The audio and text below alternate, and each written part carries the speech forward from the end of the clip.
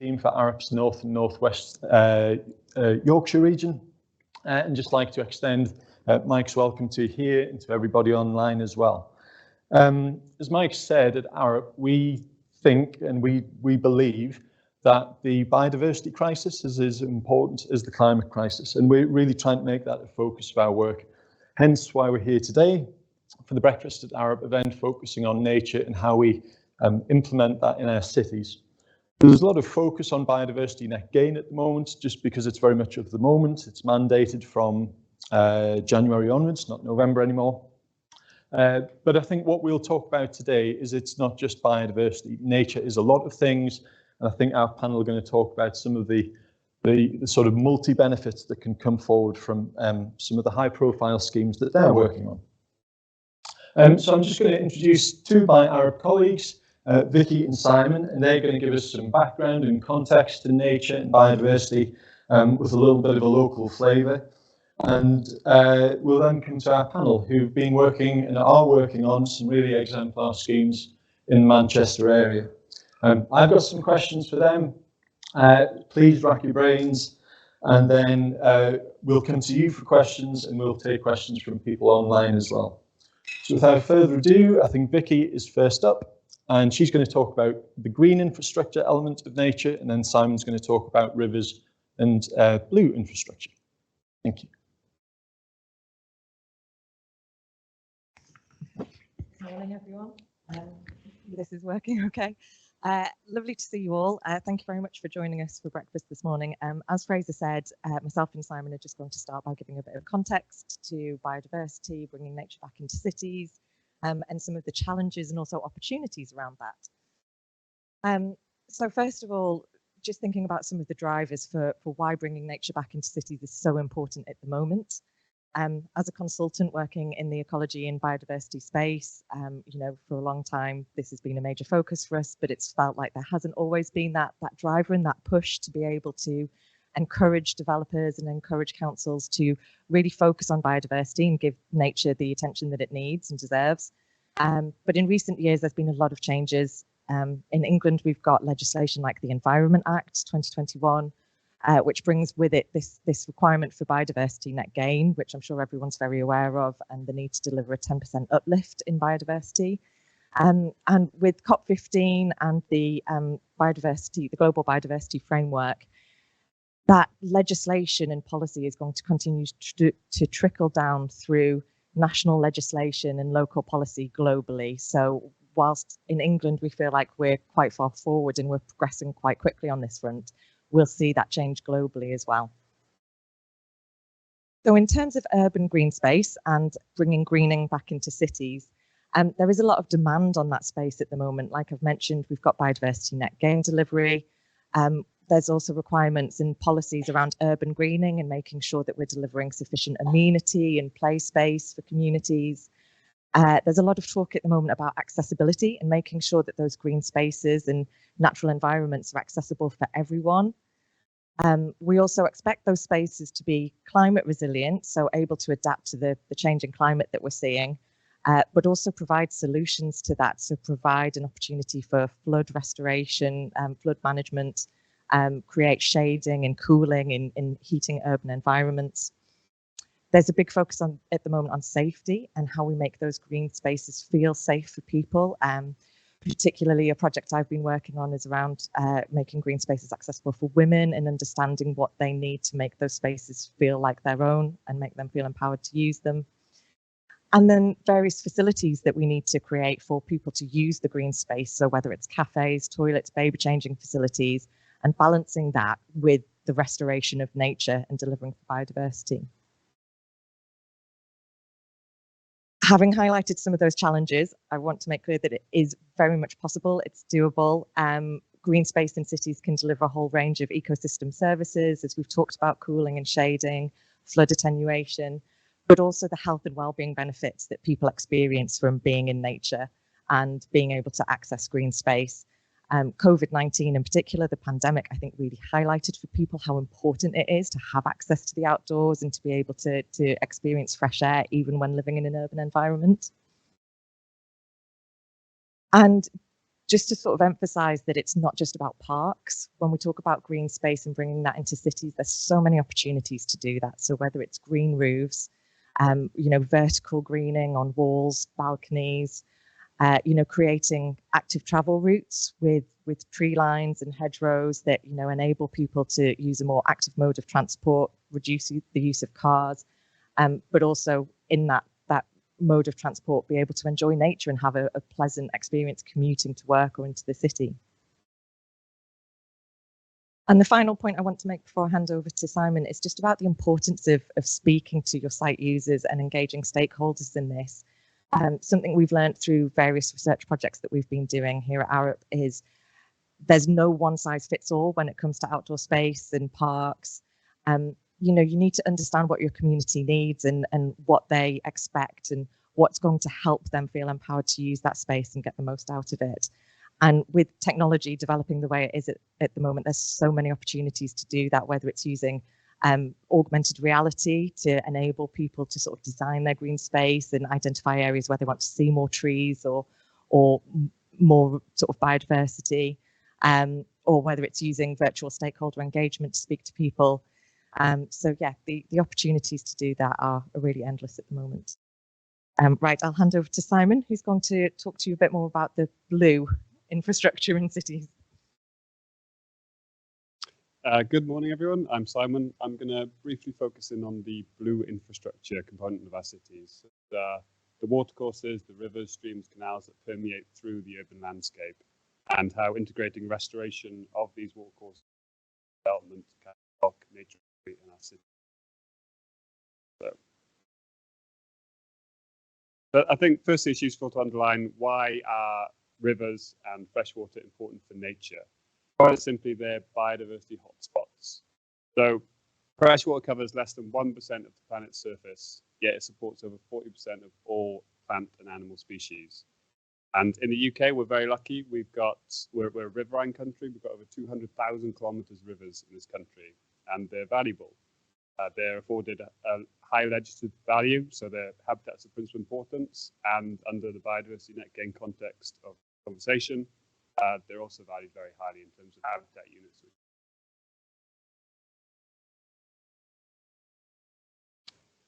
So rivers form this expansive network which connect our otherwise patchy landscape of green spaces. This is Greater Manchester, obviously, and I think the slide demonstrates how the watercourses permeate through the entire region and connect all corners of Greater Manchester. And it's important that these rivers are expected to play an important component of the upcoming local nature recovery strategies, which will determine the public and private sector investment in nature. And I guess we need to know what does nature recovery look like for these watercourses. So to understand this, we need an appreciation of what they're recovering from. And in Manchester, the prosperity and economic growth of the city are intertwined with its rivers. The rivers powered the Industrial Revolution and in turn shaped today. And we then, in turn, shape the rivers to suit our needs. Piers were built to harness the energy of the rivers and improve navigation for shipping. And as you can see from the map, weirs and other river obstacles are still present throughout Greater Manchester and fragment our rivers and disconnect populations of species. Another pressure, these are culverts. So historically, again, there was a lot of industrial and domestic waste discharged into our rivers, and the solution historically to this was to cover them over and hide them from sight. And many of these culverts are still in place today. As you can see, there's absolutely loads of them in Greater Manchester, and that means many of our rivers are lost beneath our. So that paints a pretty bleak picture, I'm afraid. Sorry to start the morning with that, but there is good news. There's lots of excellent work happening right now. Organisations, including the Rivers Trusts, more locally Natural Course, are doing work to reverse this decline and restore our rivers. But there's still a huge amount of work to be done. So this map of pressures in Greater Manchester is really a map of opportunities. These are opportunities for developers through biodiversity net gain to deliver a tangible and significant effect on our rivers and improve the health of our rivers and enable a nature recovery. So weir removal will allow for the free movement of species in the rivers, like the critically endangered European eel. It will allow for the natural processes to be reset, which create and maintain diverse riverine habitats. And culvert removal allows for daylight to get back into the river. And that means there's energy coming into the ecosystem that allows plants and algae to grow.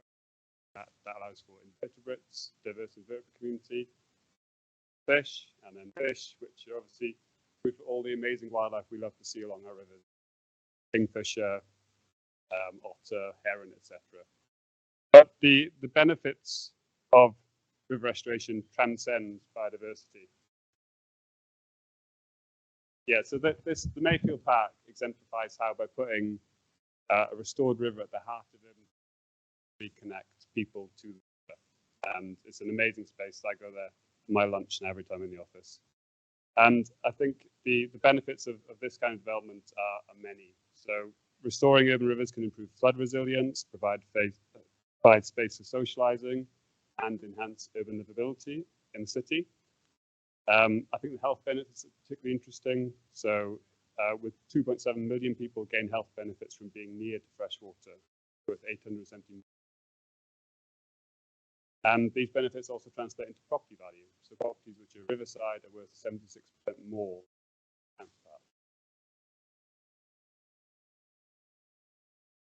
is Waterbrook Pocket Park in Sheffield.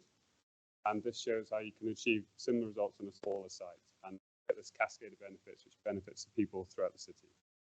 So just to conclude then, really the benefits of urban river restoration are many and they're significant.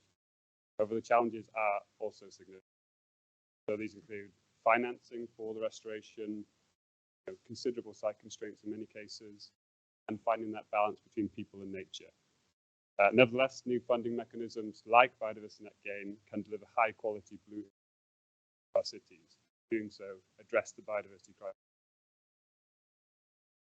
Thank you very much. Thank you very much, Simon and Vicky. That's a really useful context to set the scene for the rest of the morning, so thank you very much for that. I'm just briefly going to introduce the panel and ask them to just tell us for about a minute each just what their role is with each of their different organisations, and I guess the sort of how it intersects with nature.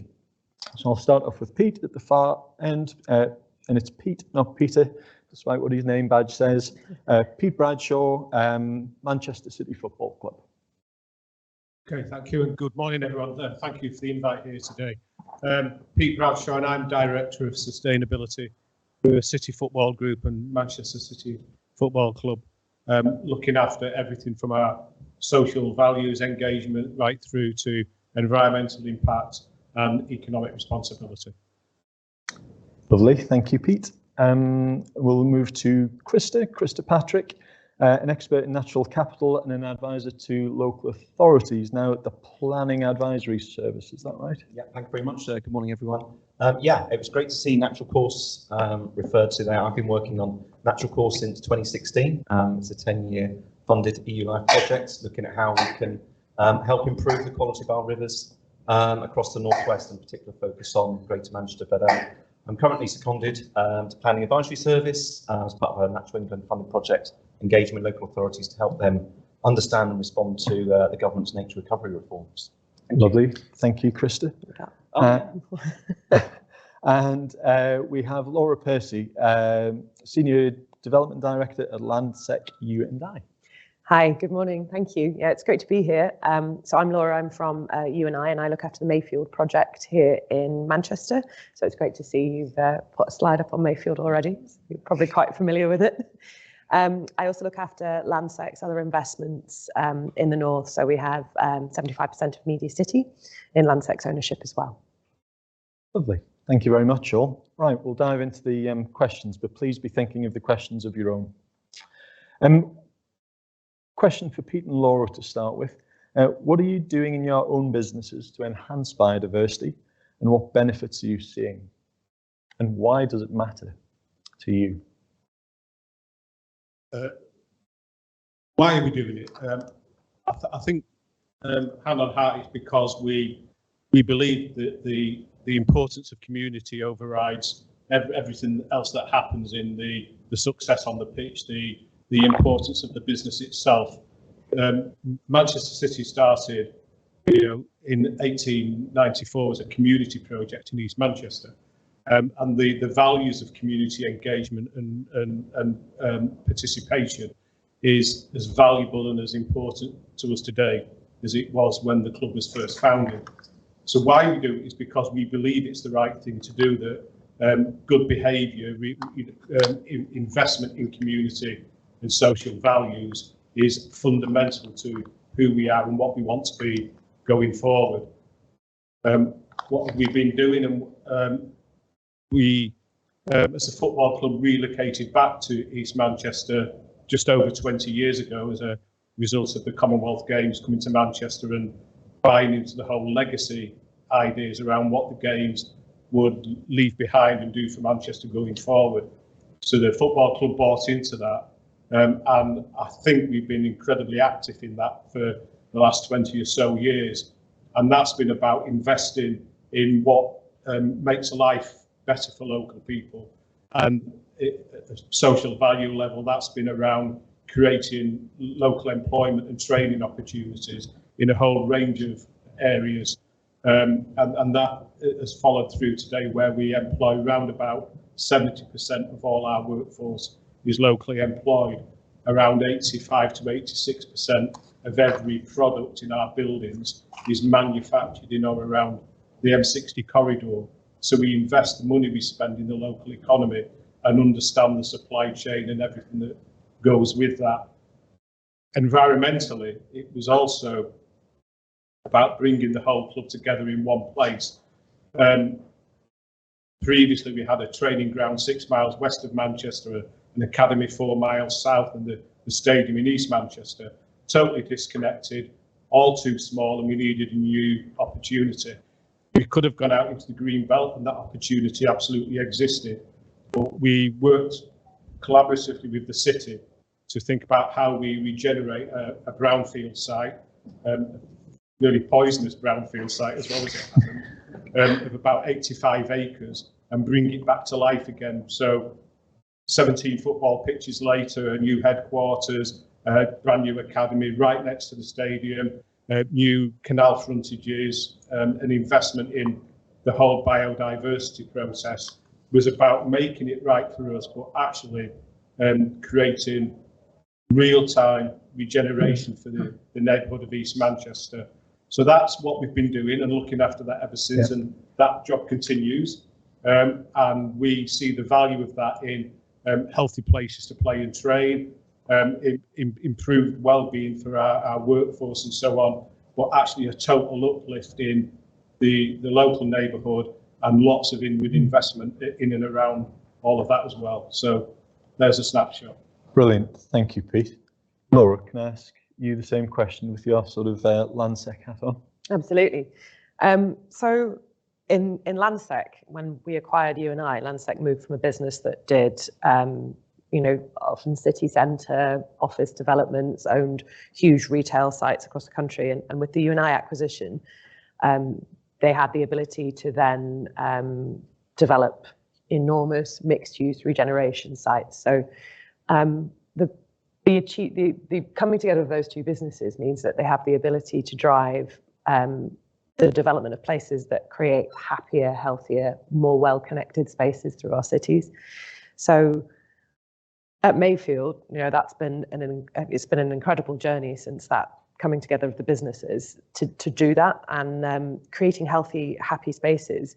It is in every layer of what we do in brownfield regeneration. So for the park itself, it was always part of the first phase planning application that we did. It was always going to be delivered first because Landsec saw the value of doing a significant investment into the public realm and the nature of the site first and upfront, which I think a lot of developments, historically haven't done. They haven't put that investment up front because they see the tangible benefits that come through, not just for people in the community, but for the nature and for the biodiversity that is brought forward by that, as well as all of those incredible benefits that we see through, for example, mitigating and managing flood risk. So we opened up the river, and that has this incredible benefit, as well as the wetlands that we developed to deal with the 1 in 100 year flood mitigation. And it really deals with the threshold further into the city along the River Medlock, which is a tremendous benefit for the whole of the city. So we, Landsec have got quite a comprehensive toolkit for sustainability, and it's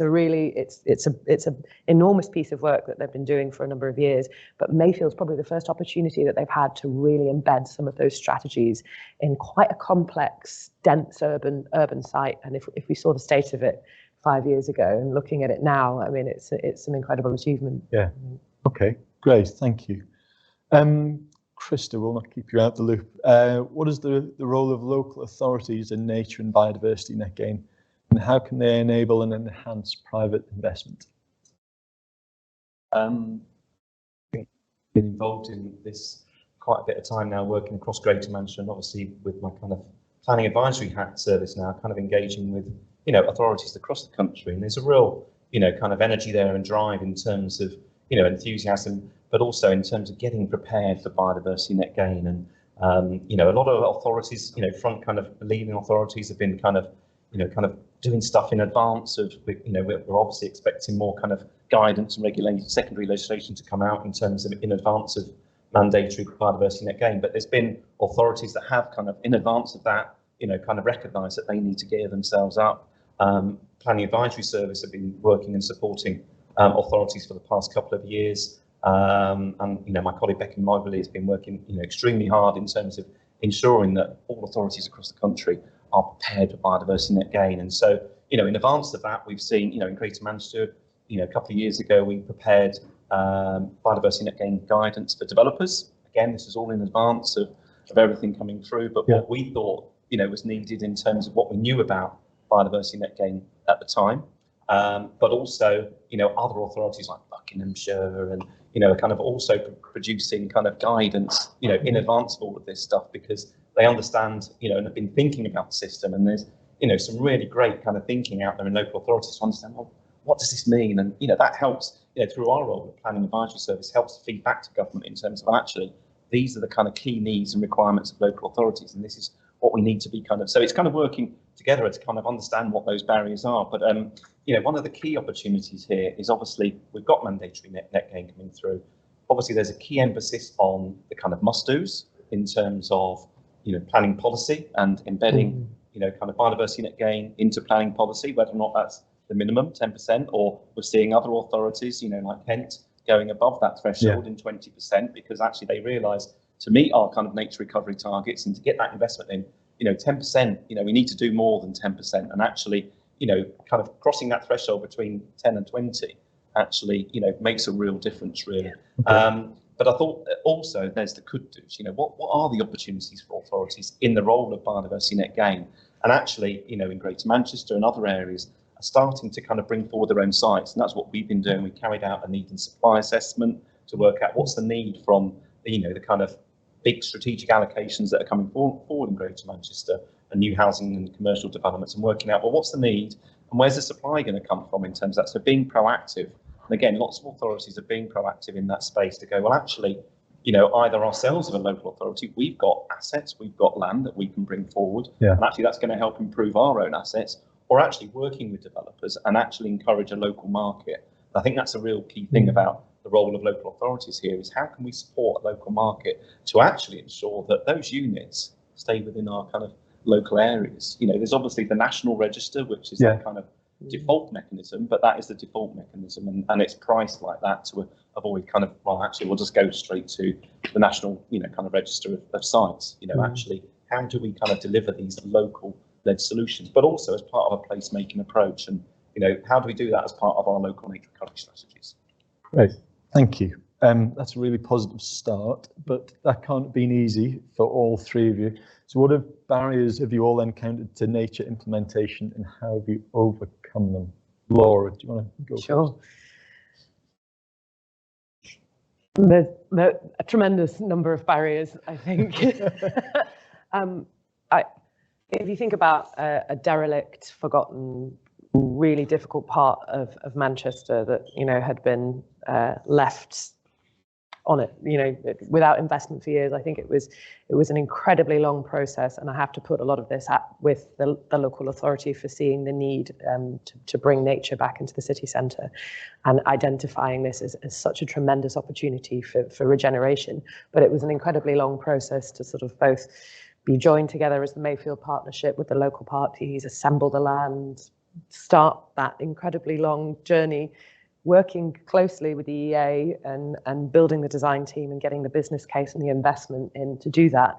And that kind of natural capital assessment is critical as a part of that early on. And I really advocate for super early on engagement with the EA, really work out that, you know, the requirements, do your baselines early on, because it is a long process and it's complex and it's incredibly expensive. But we've been doing a lot of work since then on the natural capital assessments and looking at how we can then sort of explain and help our other developments, you know, outside Mayfield, using Mayfield as an example, as to how we then quantify that gain. And it's not just the biodiversity gain that we see, it's also the gain in, you know, we know that people want to live and work and play and visit sites that look like this in the centre of Manchester, that, you know, first park in 100 years, that has tangible benefits and value. So we need to create that narrative and that story and help explain that for when we're looking at other huge mixed sites that, you know, do have difficult business cases to stack up against that early stage investment. So yeah, a long journey.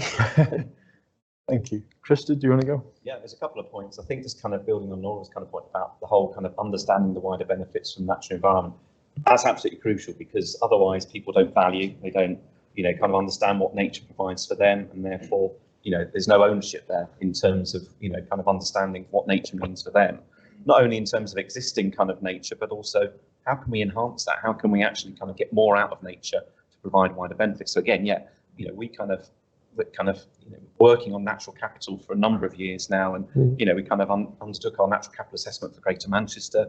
You know, this kind of big headline of, you know, £1 billion, you know, pounds of benefits a year that people get from our existing natural assets is a real big kind of message there. And, you know, kind of, you know, 200,000, you know, benefits in terms of mental health and avoided admissions to hospital. It all has a big impact in terms of engaging with different sectors and actually speaking the language of different sectors. So if you're engaging with the health sector, to kind of think, well, actually, how can we, you know, kind of embed green social prescribing as part of your work? You know, we speak in the language of the health sector. We speak in avoided admissions. We speak in terms of, you know, quality of life index. You know, if we're talking to other people about, you know, kind of air pollution, or in terms of, you know, we talk in their language, and natural capital can enable us to do that. So again, that breaks down those barriers and gets your foot in the door to have that conversation with, you know, whoever is kind of, you know, kind of the lead there, the director or the finance director, to start talking about, well, actually, what's this mean for you? You know, actually, you know, in terms of the projects we got up there, you know, to actually kind of restore our rivers, you know,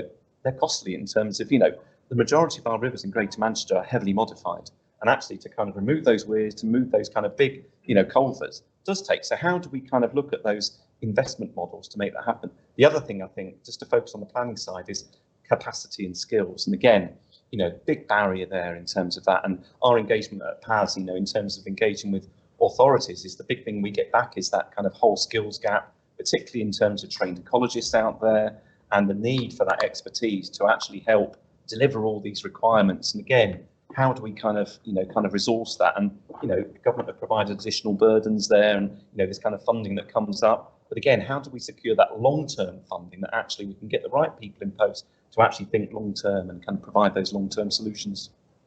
Great, thank you. Pete?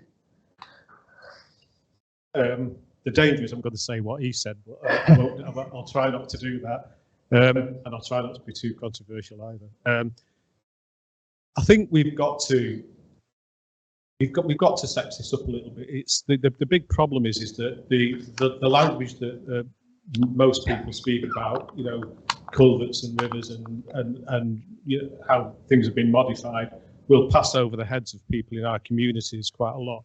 So we've got to really think about how can we take those barriers away from the you know, organisations and people in our communities, from our schools and colleges, and really get them excited about this, because the opportunity is unbelievable if we can excite people about the whole prospect of of riversides and wetlands and wildflower meadows and hayfields and all sorts of stuff. So I think the barrier is us. We've got to actually maybe change the way we speak about this and excite people about it. And it is then the stuff that you've been saying about how do we collaborate to make those things happen. Because we as a football club can only go so far. I don't own the land where I want to expand the work that we've been doing. And we have to link it then to a whole range of other ideas that are going on in our areas. So there's huge discussions going on about active travel, for example. So how do we link active travel to biodiversity, net gain, to great ecology, to thinking about greening the spaces where we want people to walk and cycle and so on, because those joined up discussions might achieve a lot more than people over there talking about one thing and somebody down the road talking about something else, and never the twain shall meet. So maybe the barriers are us and the way we don't collaborate and beat each other up and talk to each other about these things and think about the art of the possible, rather than we can't do it because it's always been done like that, and such will say no, and the council will say this, and the Canal and Rivers Trust will never talk to us anyway, and so on and so on. But somebody's got to change that. So that's the barrier. It's the belief in what we want to do. Okay, that's really interesting. Thanks, Pete.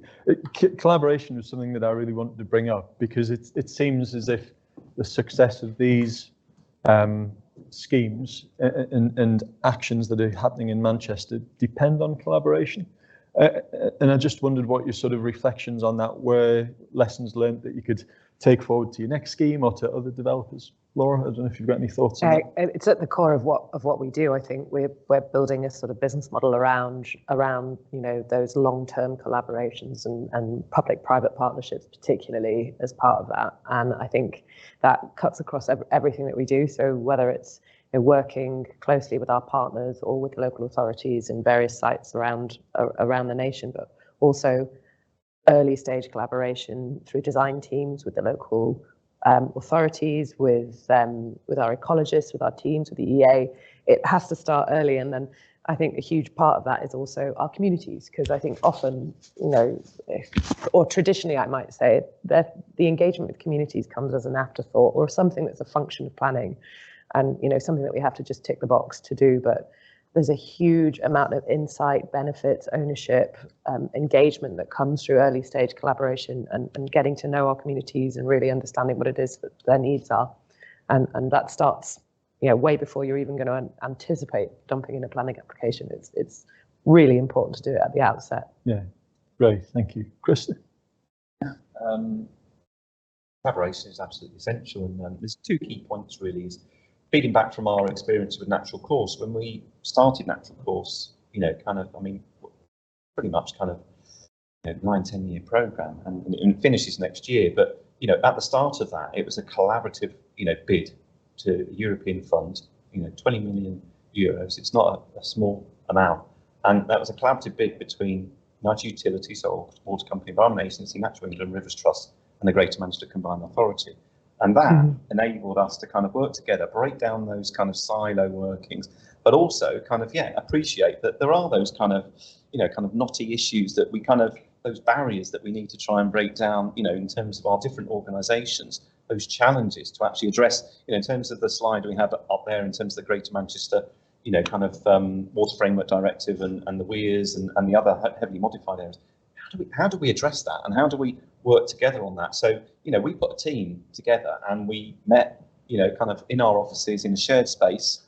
We all came together once a week, and we've been doing that, apart from COVID, but apart from that, we've been meeting regularly and having that shared collaborative team, which actually is just, been a real breakthrough really, in terms of how do we address some of those issues that you wouldn't normally address because you're in separate offices, but actually having everyone there in the one space, absolutely, it's really essential. And, one of the key things in terms of Mayfield was having those key links with the Environment Agency on site and there to actually at hand to go, well, how do we get this, how do we do that? And, and I think that's a key thing. So I think that's important, but also the role of, collaboration going forward is again, engaging with the non-usual suspects. And again, heard in terms of communities that We need to do more in terms of engagement with communities, but also our landowners and our farmers out there, and particularly through local nature recovery strategies.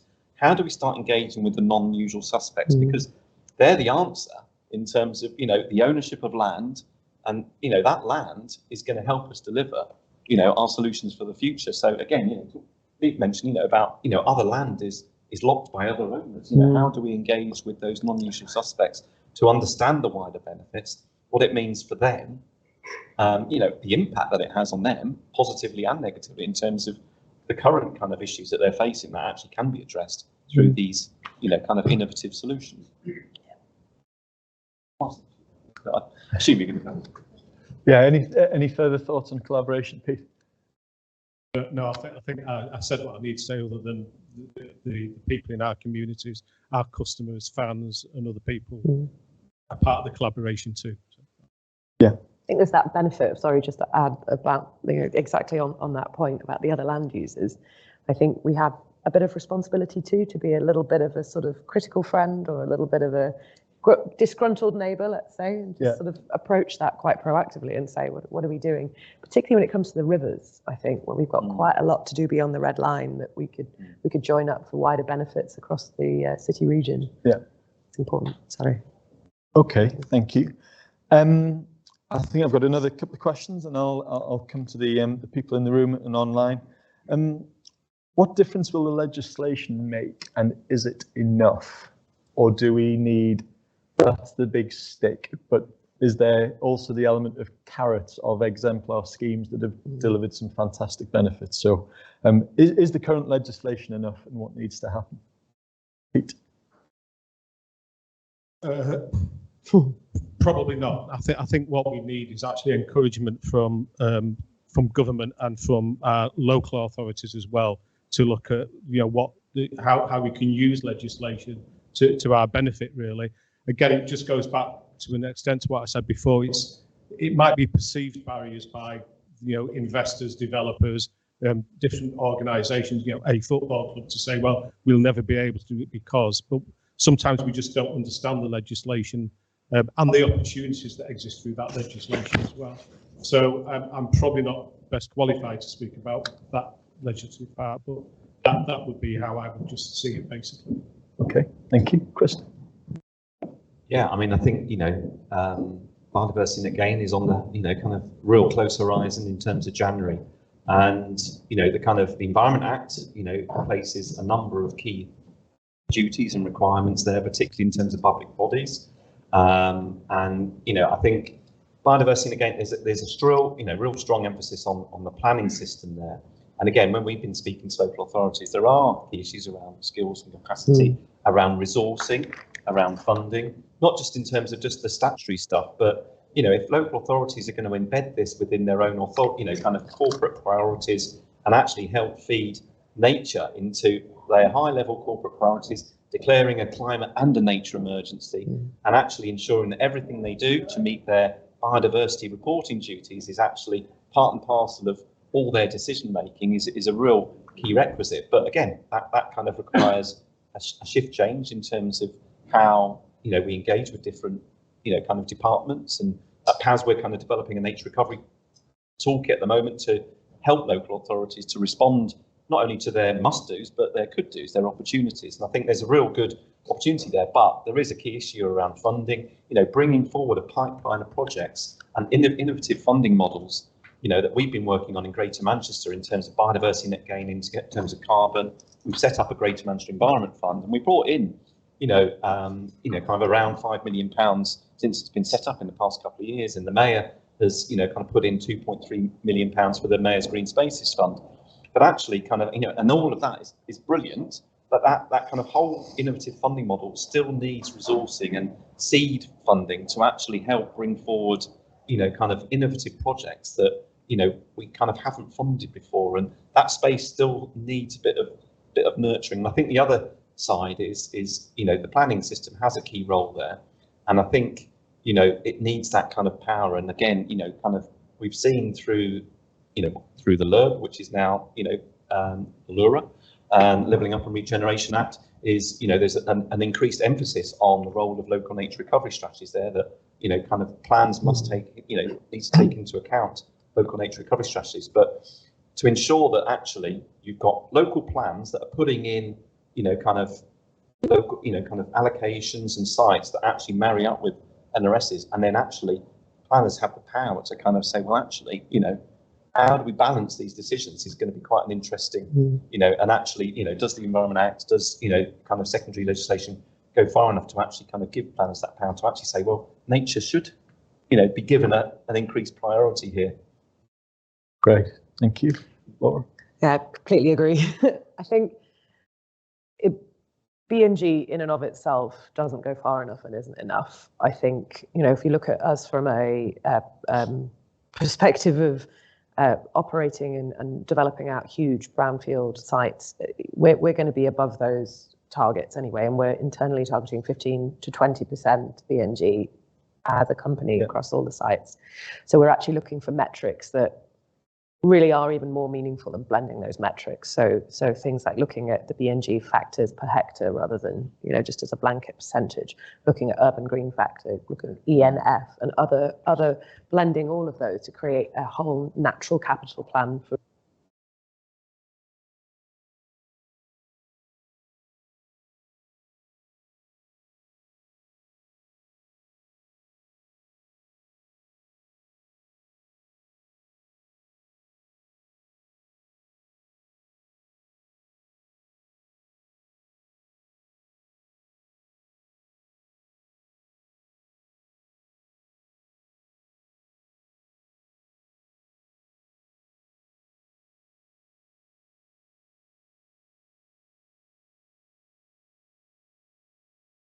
perspective, a developer that's looking at enormous mixed-use regen projects, and there are a lot of other challenges. So we look at things like, where possible, within our regions and within our zones, sharing the credits and looking at where they're going to add the most value and what we can do with that. So we're looking at a number of different routes.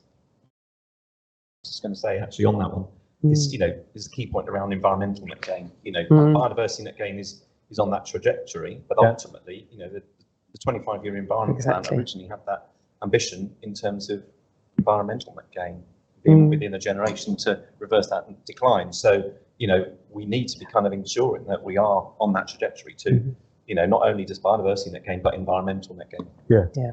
And is there a particular approach that local authorities are taking with capturing natural capital assessments and capturing that environmental net gain as part of their assessments or part of their planning applications? Is there something that is being encouraged to come forward, or is it quite a piecemeal approach? So it's quite piecemeal. I mean, again, in Greater Manchester, we kind of develop those natural capital accounts, and kind of a lot of all of that working and that thinking has gone into all of our kind of plans and strategies, our 5-year environment plan, our kind of places for everyone plan. So it's all kind of going into there, but other kind of experience, it does kind of vary, and there are some really great, we've got loads of great case studies on the planning advisory website, service website, in terms of those that have kind of gone and taken it to the next level and done their own natural capital assessments. Bedford, just in their examination at the moment, but in their corporate plan, they actually have an environment, and their local plan, they have an environmental net gain policy in there. Okay. And that's kind of going through examination at the moment. So it'll be interesting to see what comes out of that. If that sets the scene. Very good. Definitely. Very good. All right. I still have some more questions, but I'll throw them open to the floor. And I'll check my phone because I think I'm getting messages through Teams of questions coming online as well. At the back. Hi, so I'm a civil engineer, and I suppose my perspective, these projects span such a huge time frame. So what are the key sort of motivations that you give teams and landowners to progress in this space? And how have you kept your teams motivated to pursue green infrastructure and biodiversity? Good question. Krista, do you want to go first? I can go first. Having worked on a programme that's kind of 10 years in total, it's again, I suppose it's having that kind of ultimate goal of what we're trying to achieve. But, we kind of divided it into 4 phases, and actually, so it's kind of constantly evolving and actually responding, because having a long-term project, there's going to be a whole load of other things that kind of, affect that, and kind of, other things out of your control, really. And I think the key thing that we've done through Natural Course is just review that every, kind of our kind of phases of responded to those different issues. And I think it's, we've been able to tailor that, but also tailor that to the opportunities that come forward, and particularly around financing. And, originally in our Natural Course plan, we didn't have a natural capital investment plan, in there. We didn't have a Greater Manchester Environment Fund in there. But over time, it's evolved, and we've kind of responded, and being able to have flexibility around the programme, really, and that long-term programme of being able to kind of just actually kind of enable us to kind of, take advantage of those opportunities. But I think, again, one of the key things here, again, we talked about funding and finances. We do need that long-term, stability in terms of, not just kind of for the next year or 2 years. We need a more longer-term programme of investment that provides certainty to the market, that actually provides that stability, in terms of how do we actually bring in innovative financing and investors in there, and ensure that actually we've got real credible, financial models and things to offer the market, to actually sell to the market, in terms of green infrastructure. How do we sell those benefits to the market in terms of biodiversity net gain units or carbon credits, that actually they're certified, they're verified, they're kind of bona fide kind of products that we can sell to people, whether that's corporates, whether that's in, kind of getting investors there, actually to have something that's real tangible, that actually is proven, can work, and can deliver those wider benefits. And again, it's just having that certainty in the market, I would say. Laura? I think I'll talk about it from the perspective of the actual project delivery, because I think that again was such a long-term, massive endeavour. And I think there's a few things that come to mind. One is the sense of urgency that was created, and as I don't think it's a surprise to anyone in the room that you and I had absolutely no money, and we were the beneficiaries of the Get Britain Back Building grant. The park was costed at 46 million. The grant was 23, so we had to deliver that level of infrastructure and that incredible park for that cost, and which they did on time, on budget. And there's nothing like that challenge to really get a team going. But aside from that, it was every single week, every month, there was another potential showstopper, another potential massive issue. And it was a real credit to the design teams and the team that, got under the skin of it, and it had that autonomy to come up with the solutions and really drive the program forward and find out. For example, the actual deculverting the river itself was an incredible piece of civil engineering, and it was the reuse of the hogback beams that we've kept and made a feature of in the park to recognise the heritage and what's gone before in the site.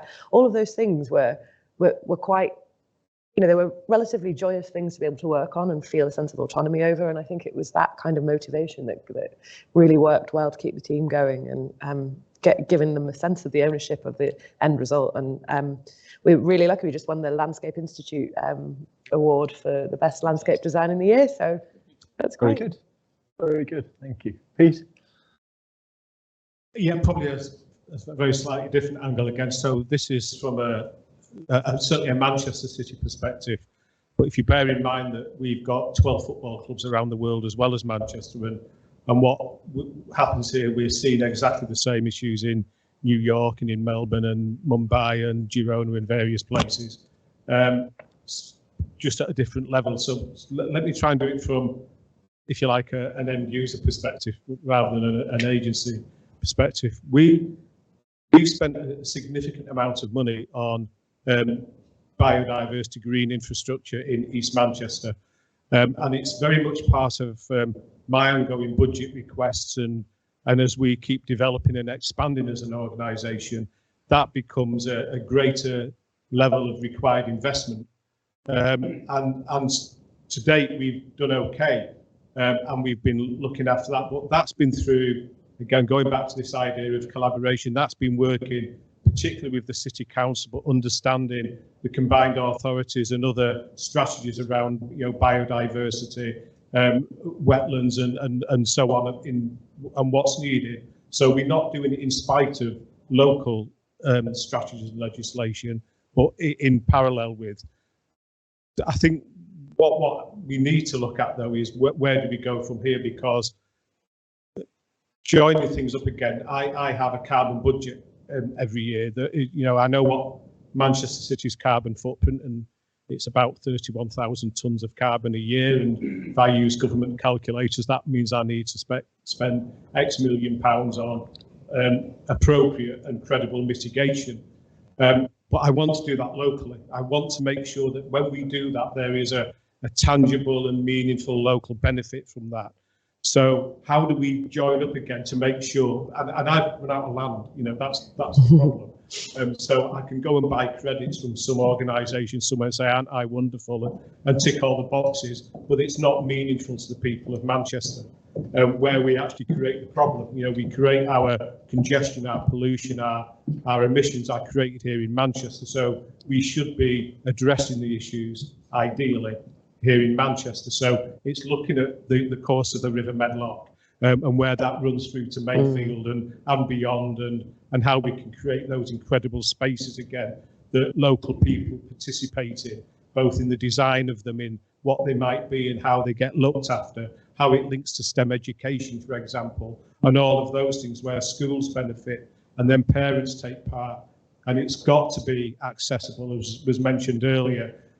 It's got to be participative, and it's also got to be safe and secure so that people want to use it, want to play with it, want to be part of it.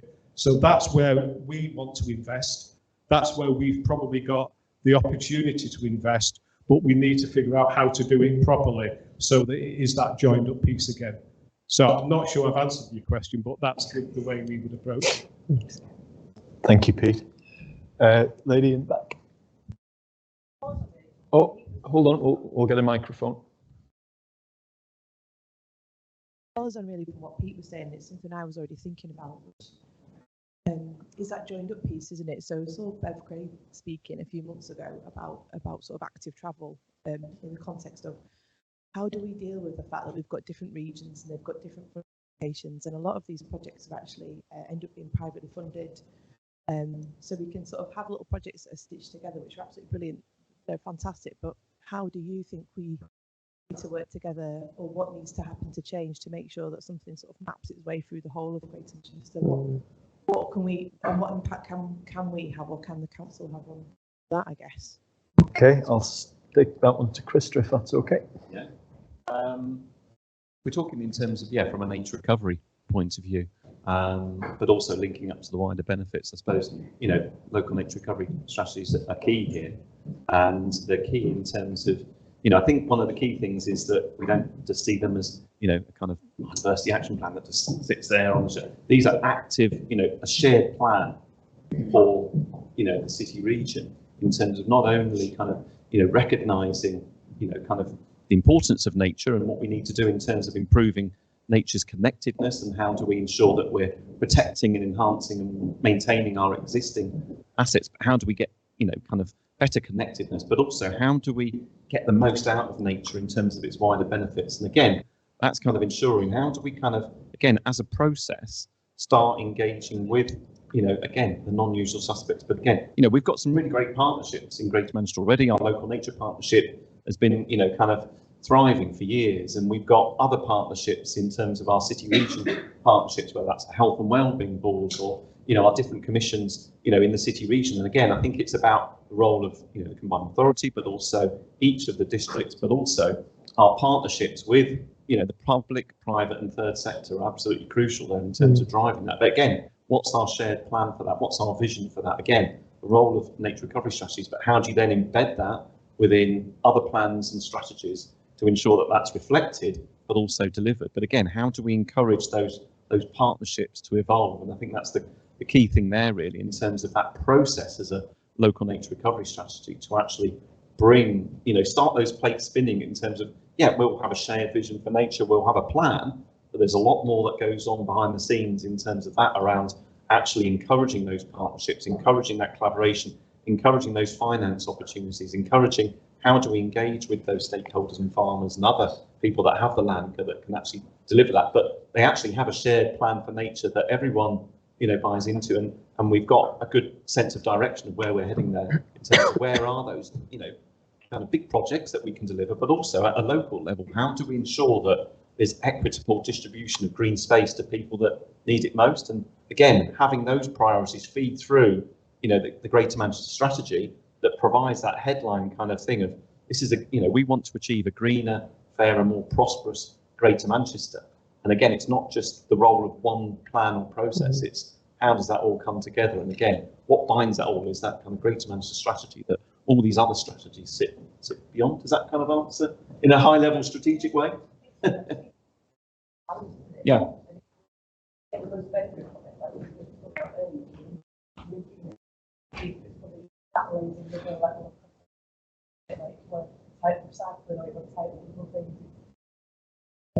Yeah, and I think that's where, you know, kind of when you speak to, you know, kind of officers and members, it's like all these different things. How do we bring them together? And again, you know, that's not an easy task. But again, if you've got that overarching strategy, that, you know, that framework that can bring, you know, and there's a really great diagram. I was going to bring it with me today. That, you know, where you've got the Greater Manchester strategy, and then you've got all the different other strategies that sit around it, and all the different sectors like, you know, waste and, you know, kind of sustainable resources and consumption and production. You've got, you know, kind of net zero, you've got recycling, you've got nature, and actually you can see how it fits together. So yeah, you've not got that magic solution that's just going to kind of automatically deliver everything. But once you have an idea of how all these things fit together, and actually what joins them, then that can help start kind of delivering them. But maybe what we should do, just a thought, is that we should actually be better at celebrating all those individual parts as well, because there's probably lots of really nice things going on that if we actually really sort of recognise people for, and organisations and local authorities for the effort they put in, then maybe it'll encourage more and more and more of it. So sometimes it's celebrating what we actually achieve. Yeah, great, thank you. One more question from the floor. Yeah. I work at Manchester University on a project with primary schools, and at the moment they are working on a project on biodiversity and sustainability. And I was just wondering, at the moment, you talked about kind of skills gaps and STEM benefits. How are primary schools involved with what you do at the moment, and is the potential with the biodiversity net gain for primary school sites to be involved in that further? Laura? I think that's a great point. And I think there's absolutely loads of, this speaks to one of the things that I think this is at the heart of the issues. What you've mentioned is that long-term horizon, the view of the skills development that we need, and education focused on STEM. And I think we've done a fair bit to bring some of our local neighbourhood primary schools into Mayfield to do a little bit of learning, and we also did that as part of our active community engagement strategy. So we work with schools in Ardwick and around our broader neighbourhoods just to explain and show a little bit of what's happening here. And I think that's an important part of that, is like lifting the lid for people to experience what actually it is that we do, what are the opportunities, and how can you get involved. And you know, all of the trees that were planted in Mayfield, all the many bulbs were planted by the school children that came from the school over at Ardwick, just to explain how does this work, what happens, what does the gardener do every day, how does he look after the plants, what's the benefit, what kind of species can we see here, let's have a look at what exists in an environment that literally a few years ago was forgotten and derelict and left to seed, basically. So I think there's a huge amount, and I think we could do a lot better at being more proactively engaging in it. And I think we've got lessons that we could probably learn on how to do better outreach and how to do better display of what kind of opportunities exist outside the kind of normal career paths that are there, or the normal, routes through education. So yeah, there's a lot of opportunity. Great, thank you. I'm getting signaled that we're short on time, so I'm going to finish with one last question and a short, punchy answer if you can. What's the one takeaway or bit of advice you would pass to others regarding nature in our cities? Pete. Unlucky, Councillor. With the fear of repeating myself from the very beginning, I think stay excited about it, be really positive, and let's all think about the opportunity, the art of the possible, and find ways of just working together, participating, engaging our schools and communities, and just taking it to that level, and then we'll make a difference. Krista? Yeah, I'll end up on seeing is believing is absolutely essential, and we've got pictures there of what's the art of the possible. And I think that's a real key thing. And we've got some great kind of examples in Greater Manchester in terms of, you know, projects that are being delivered on the ground, Mayfield, Castleville Viaduct, you know, West Gorton, Sponge Park, up in Oldham, we've got Northern Route, we've got RHS Bridgewater. You know, there's some brilliant things, and actually kind of enabling people to actually get out there and see these things is absolutely, because, you know, they can understand actually, well, this is what it's all about, and actually this is what we can achieve in terms of high quality green infrastructure in our cities. And actually this is, you know, and also understanding what are the benefits. So, you know, there's some really great schemes that actually, if you look around, you know, the city, there's, you know, kind of our SODS, you know, slow the flow schemes where we've got tree planters that are in there, and there's an arrow, you know, the water goes in there, and, you know, it comes out the other end cleaner, and it's slower, and it's slowing the flow. And I think the more that we can have those kind of exemplars that people can relate to, you know, not just the big project, but other kind of smaller things as well, you know, a mix of the both, you know, the big stuff that's really aspirational, but also just the small stuff on people's doorsteps that they can access and relate to. Fantastic, thank you. Laura? I think nature-based master planning is absolutely the way forward, and I think, you know, that changing that mentality, opening up, you know, when we're talking about opening up culverts, opening up the rivers, turning our infrastructure towards nature rather than putting our backs up to it, is the way to create happier, greener, healthier, more future-facing cities. That's it. Great, thank you. I'll just finish with some comments. It's been a really fascinating session, and it struck me, you know, I work in Edinburgh, and I don't think we're as joined up there. I think this is quite inspiring to see that sort of the different sectors coming together, and it just seems more coherent and cohesive. And I think some of the schemes, we haven't touched on your mangroves scheme, Pete, but anybody who hasn't seen Pete's work on mangroves should. The Mayfield scheme, Laura, is fantastic and a real exemplar. And so it strikes me there's a huge amount of really positive work going on in Manchester. So really inspiring for me. Mike, thanks for hosting. Helen, thank you for organising. Vicky and Simon, thank you for setting the scene this morning. But please, can you give a round of applause for our panellists, Laura, Krista and Pete.